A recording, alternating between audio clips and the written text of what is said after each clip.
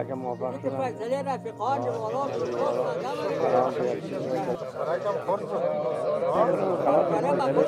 اما کلام قوم که باشه و ملک باشه این فیصله خروزی هستی؟ آه جی صاحب راضی هستی. خیلی درست. به این فیصله خروزی هستی؟ چون کنم مجبوری زگم.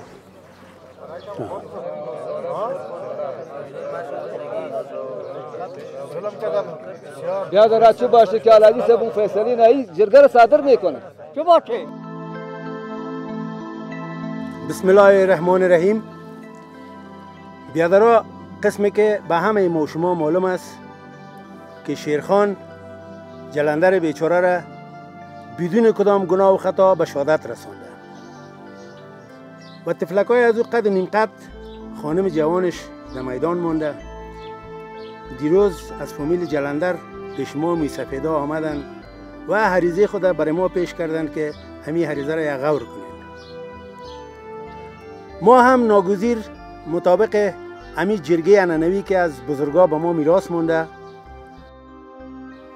فیصله خود صادر میکنیم. فامیل شیرخان باید به فامیل جلندر در برابر همین ظلم ستم کرده یک دختر به فامیل جلندر به بد بده.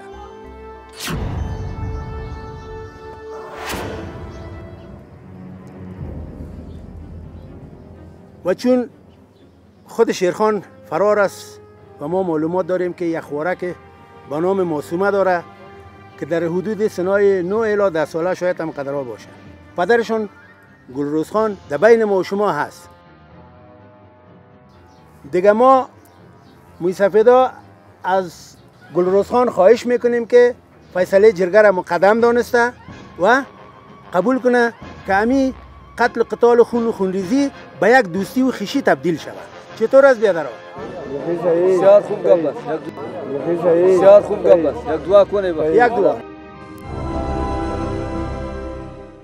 به دادن دختران و زنان بخصوص دختران زیر سن یک عمل ناجایز و غیر قانونی بوده، چنانچه مطابق به ماده 25 قانون منع خشونت علیه زن، شخصی که زن را به نام بد دادن به نکاح بدهد یا بگیرد مرتکب اسب احوال به حبس طویل که از 10 سال بیشتر نباشد محکوم می‌گردد و اشخاص دخیل یعنی شاهد، وکیل، مصلح و عاقد هر یک اسب احوال به حبس متوسط محکوم وقت نکاح در صورت مطالبه زن بد داده شده مطابق احکام قانون فسخ می‌گردد.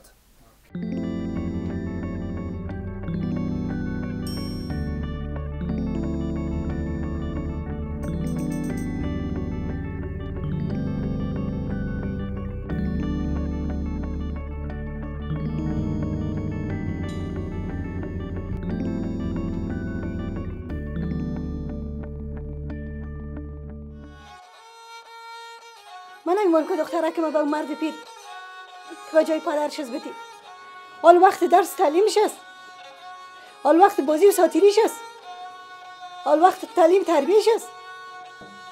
تو چرا نمیفهمی؟ این فیصله جرگه است. اگه ما معصومه را به قلندر نتیم دشمنی ما با آنها خاتمه پیدا نمیکنه.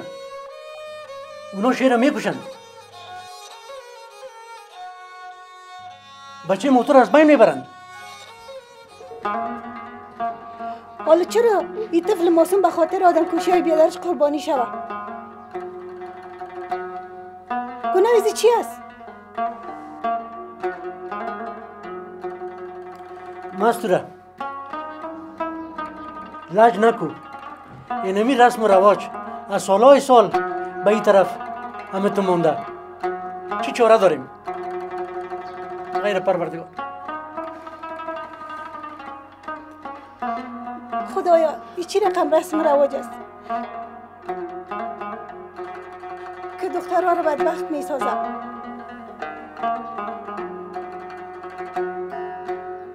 اطفال تا زمانی که بالغ نشدند با مراقبت های والدین خود سخت ضرورت دارد.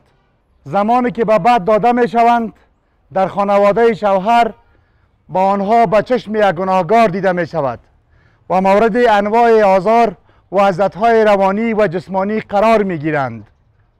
که این خود یک بدرفتاری با اطفال شمرده می شود که خلاف انسانیت و خلاف قانون می باشد. این نه تنها مسئولیت دولت بلکه مسئولیت دینی و دنیایی هر فرد مسلمان است که اطفال خدا به نوع شایسته مراقبت کرده و با مشکل مواجه نسازد.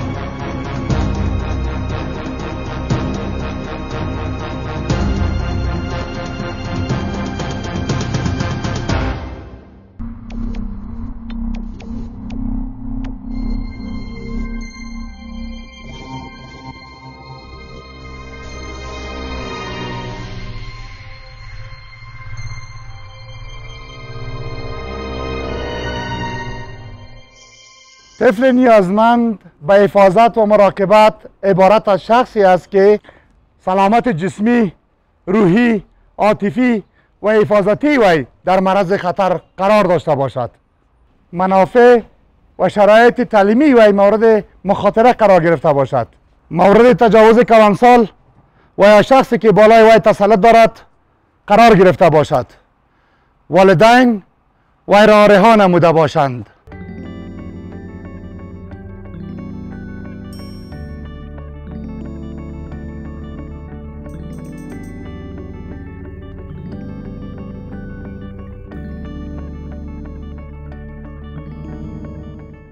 و پلیس در برابری تخطی که صورت میگیرد در برابری حقوق طفل باید نقش خود ایفا بکند، مکلفیت و مسئولیت خود به جا بکند.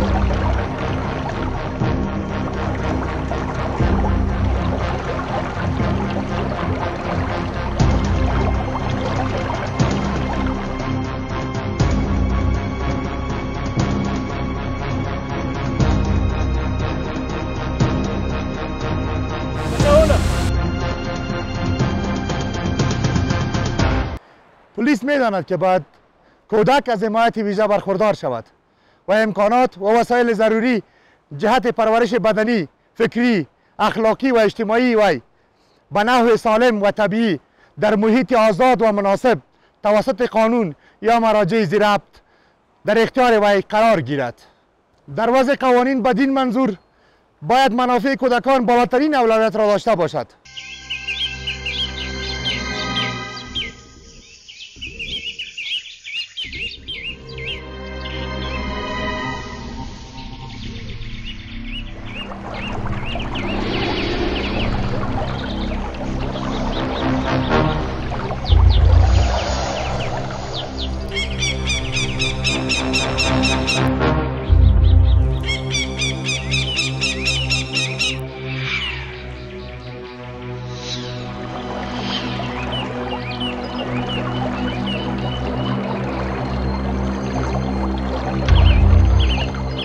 دولت به منظور تامین سلامتی جسمی و روحی خانواده، بلخص طفل و مادر، تربیت اطفال و برای از بین بردن رسوم مغایر با احکام دین مقدس اسلام تدابیر لازم اتخاذ میکند.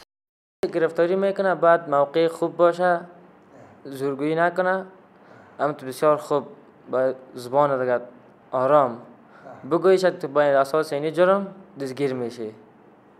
اما تو الچک دیش دبای موتر دولتی تاوزه بیاریش، دوزه هم که آوردشه اقرارش مرا ورد نظارتخانه نبریش، لط کوب نکنه، اقرارش هم تو بسیار خوب آرام بگیره. نظارتخانه دیگه مدت 2 شب مرا نگاه کرده بوده. درش اسلحه پرت زمین. قلندر خان تو در مسئله پلیس قرار داری، خدا تسلیم کو. ما این ضعیفه را در بد گرفته، با شما ایت خرد نیست. هر کارم که دلم بخواه کتش میکنم. مرده و زنده شام در دست ما است. بیادر این بد و بدادن کار غیر قانونی و غیر انسانی است. این عرفی است که زنها را تباه میکنه. بس تو کلان آدم هستی، تو باید این را بفهمی. این خشونت علیه دختره است.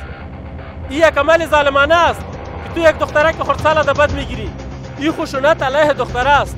ما از طرف دولت وظیفه داریم که جلوی همچون حادثات را بگیریم.